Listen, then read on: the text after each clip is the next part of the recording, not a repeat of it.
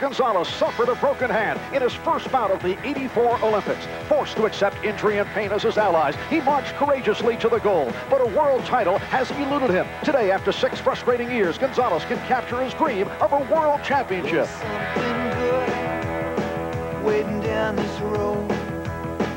I'm picking up whatever is mine.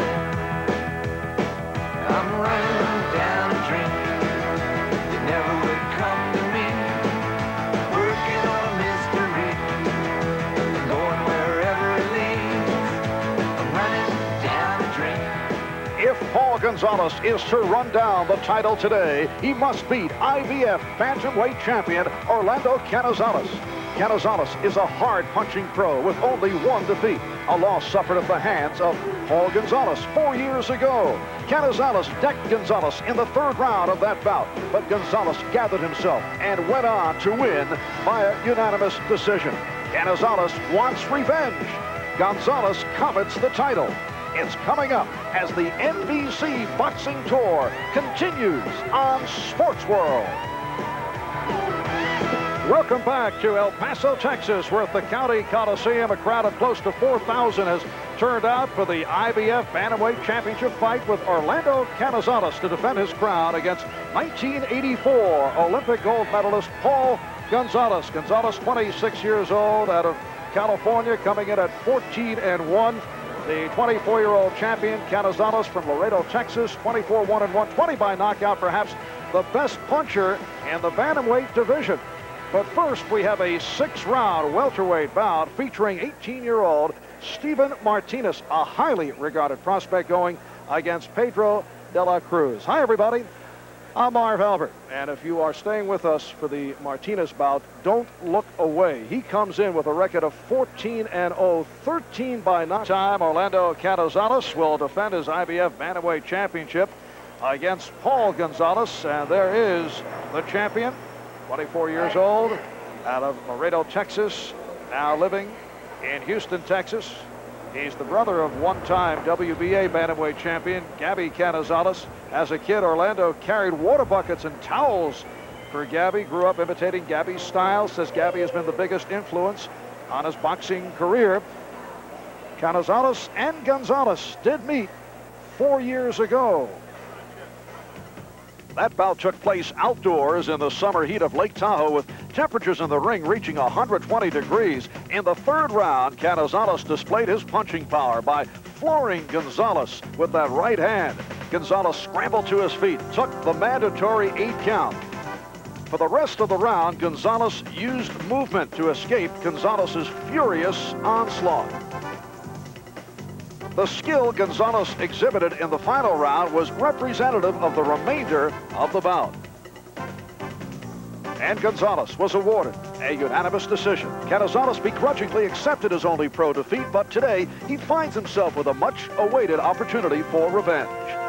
You know, I'm the champion. I want to prove to myself and more than anybody else, and that I can win this fight. And also, I want to prove to the people that I'm a true champion. And that fight, when I lost, it was a fluke, and now I want to make myself seen.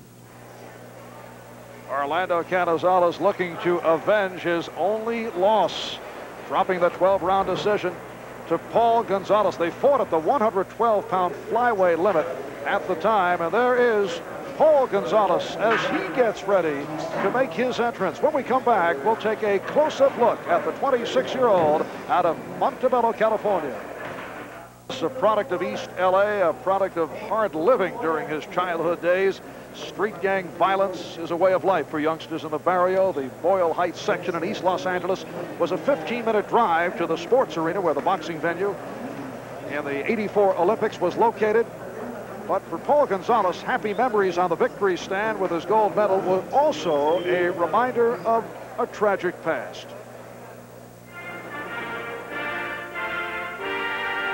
And when I was up there, I was just reminiscing on the past and also remembering what everyone was telling me, that I was never going to win a gold medal, that I wasn't going to amount to anything in life, but I was going to either be in and out of prison or I'll end up dead.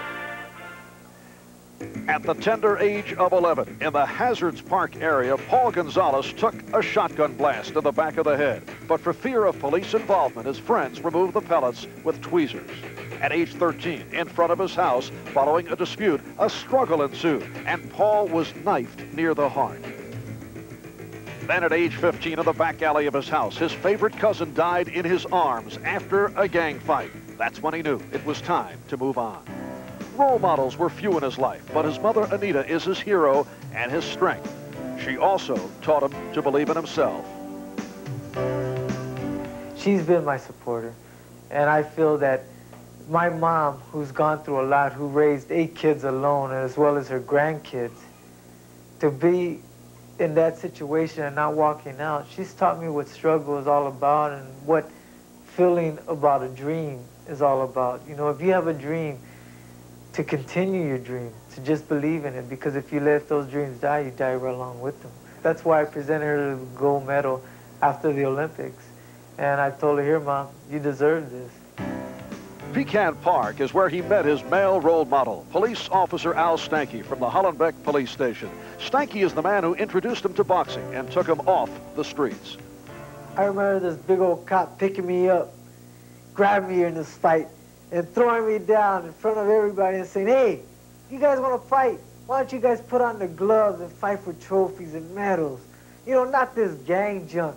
Come down to the Hollenbeck Police Department where I'm a cop and I have a boxing program where you guys can go home with pride by bringing home a trophy and a gold medal or something like that. He proposed a challenge. Together, the Cop of the Kid recorded an impressive amateur career, which led to the Olympics, where he captured the Val Barker Cup as the outstanding boxer in the games. Despite breaking his right hand in the first match, Paul won the gold medal, fighting basically with one hand. After the games, an operation was needed, which delayed his anticipated professional career. This led to inactivity, but Paul used his time well by attending the National Education Center. He is currently pursuing a business degree and plans to transfer to USC and study law.